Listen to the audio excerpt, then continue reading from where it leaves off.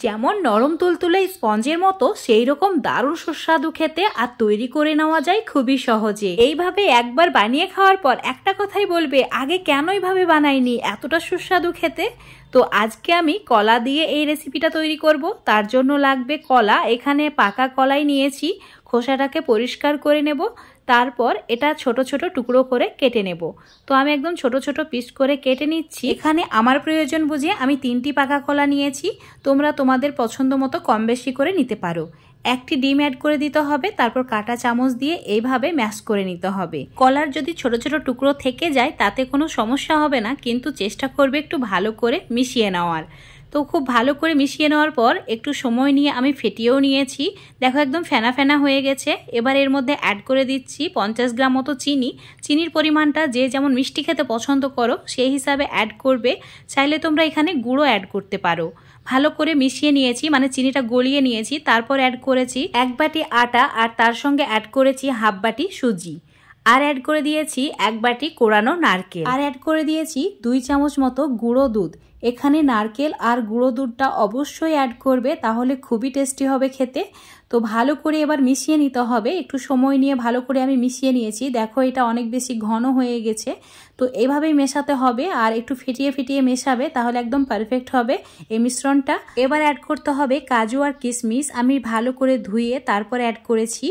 আর এখানে নিজেদের পছন্দ মতো বিভিন্ন ধরনের ড্রাই ফ্রুটস অ্যাড করতে পারো। সামান্য পরিমাণে খাবার সোডা অ্যাড করে দিয়েছি, তারপর খুব ভালো করে আবারও মিশিয়ে নিয়েছি। আমরা যেহেতু এখানে ডিম অ্যাড করেছি তাই অল্প একটু ভ্যানিলা এসেন্স অ্যাড করে দিয়েছি। যদি ভ্যানিলা এসেন্স না থাকে 3-4টি মতো এলাচ গুঁড়ো করে অ্যাড করে দেবে। আর যদি ডিম দিয়ে তৈরি করতে না চাও, ডিমের পরিবর্তে 2-3 চামচ টক দই অ্যাড করবে, তাহলেই হবে। ভালো করে মিশিয়ে নেওয়া হয়ে গেছে। আমার এই মিশ্রণটা একদম পারফেক্টভাবে রেডি হয়ে গেছে।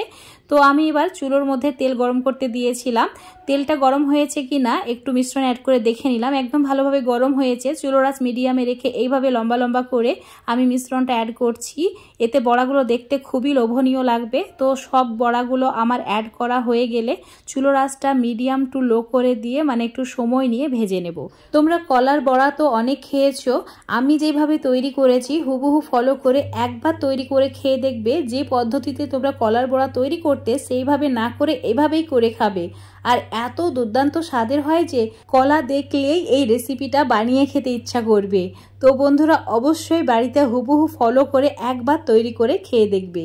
আমি এখন এইভাবে উল্টে পাল্টে হালকা লালচে করে ভেজে নিচ্ছি।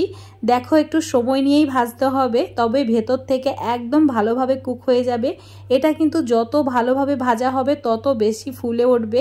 দেখো কত সুন্দরভাবে এটা ফুলে উঠছে। আর এটা মানে ভেজে নেওয়ার পর একদমই তেল থাকবে না, শুকনো শুকনো হয়ে যাবে। তো এইভাবে একটু সময় নিয়ে ভেজে নিয়েছি। একদম কালারটা চেঞ্জ হয়ে গেছে। তো এখন আমি এটাকে তেল ঝরিয়ে একটা প্লেটের মধ্যে তুলে নিচ্ছি। আমি সব বড়াগুলো ভেজে নিয়েছি। দেখো অনেক বেশি লোভনীয় লাগছে, মানে দেখেই লোভ সামলাতে পারবে না, সবগুলো খেয়ে ফেলবে। তো একটা তোমাদের আমি ভেঙে এখন দেখিয়ে দেব। যেমন ভেতরটা নরম তুলতুলে সফট হয়েছে, সেই রকম ওপরটা মুচমুচে। খেয়ে এত সুন্দর লাগে যে বারবার খেতে মন চায়। তো আজকের রেসিপিটা ভালো লাগলে অবশ্যই লাইক শেয়ার কমেন্ট করে দেবে। ফেসবুক পেজ থেকে যদি আজকের রেসিপিটা দেখো অবশ্যই পেজটাকে ফলো করে নেবে। ইউটিউব থেকে দেখলে চ্যানেলটাকে সাবস্ক্রাইব করে রাখবে আরও এরকম সহজ রেসিপি পাওয়ার জন্য। রেসিপিটি ভালো লাগলে অবশ্যই বাড়িতে বানিয়ে খেয়ে দেখবে, তারপর কমেন্ট করে জানাবে।